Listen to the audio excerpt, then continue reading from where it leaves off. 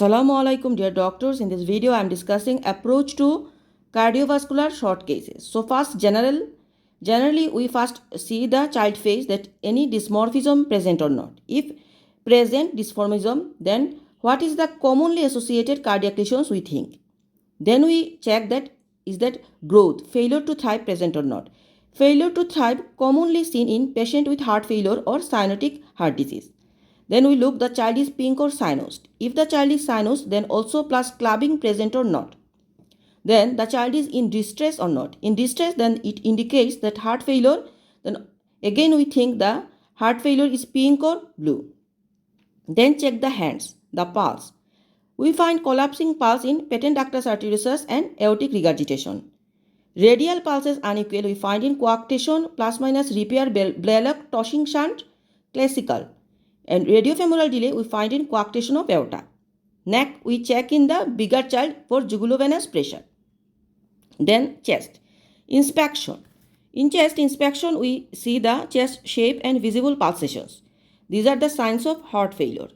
Then see if you can locate the visible pulsations of the apex beat. This apex beat location is left or right. Left apex beat is normal. Then we check any scar mark present or not. If there is any median sternotomy scar, this median sternotomy scar is for open heart surgery. Then if there is any right lateral thoracotomy scar plus shunt murmur, then that is right Blalock tossing shunt. And if left lateral thoracotomy scar plus shunt murmur, then that is left Blalock tossing shunt. Then also we check there is any cyanosis or not.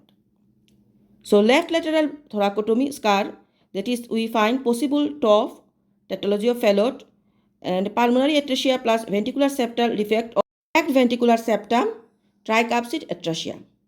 Then left lateral thoracotomy scar plus pulmonary stenosis murmur in Down syndrome child with heart failure signs, that is possibility of pulmonary atresia bending underlying AVSD, atrial ventricular septal defect.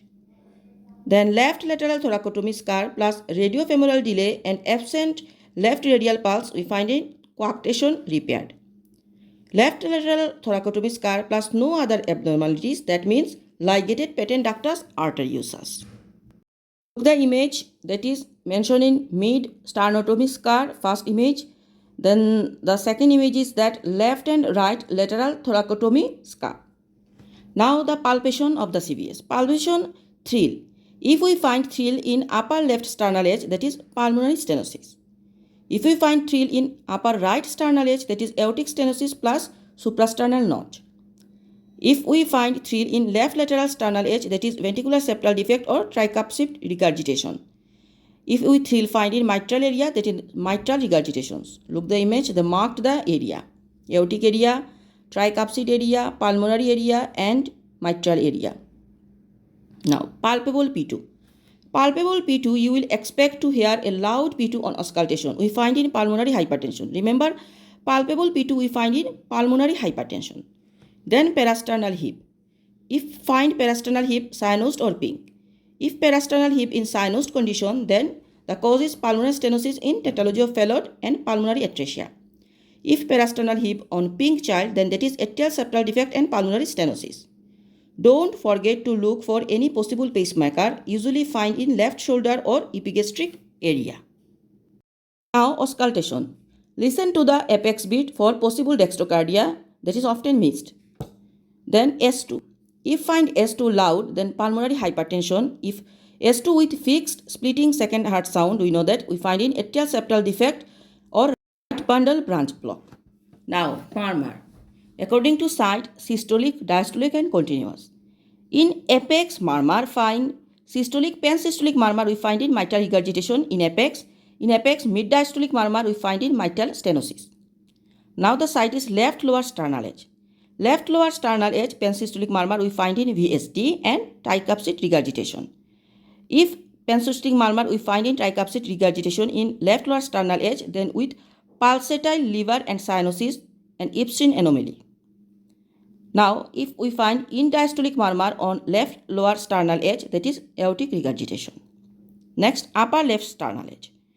In upper left sternal edge, we find ejection systolic murmur in Still's murmur, pulmonary stenosis and atrial septal defect.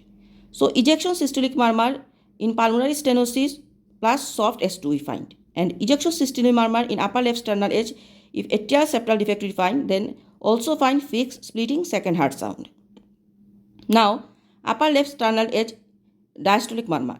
In upper left sternal edge in diastolic murmur we find in pulmonary regurgitations, that is top repair post augmentation.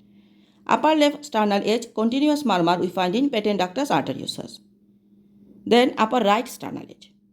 Upper right sternal edge ejection systolic murmur we find in aortic stenosis plus carotid radiation plus suprasternal thrill.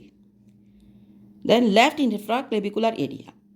Left infraclavicular area continuous murmur we find in patent ductus arteriosus Blalock tossing shunt murmur. Then the site is posterior. Posterior we find coarctation just below the left scapula. And posterior continuous we find collaterals.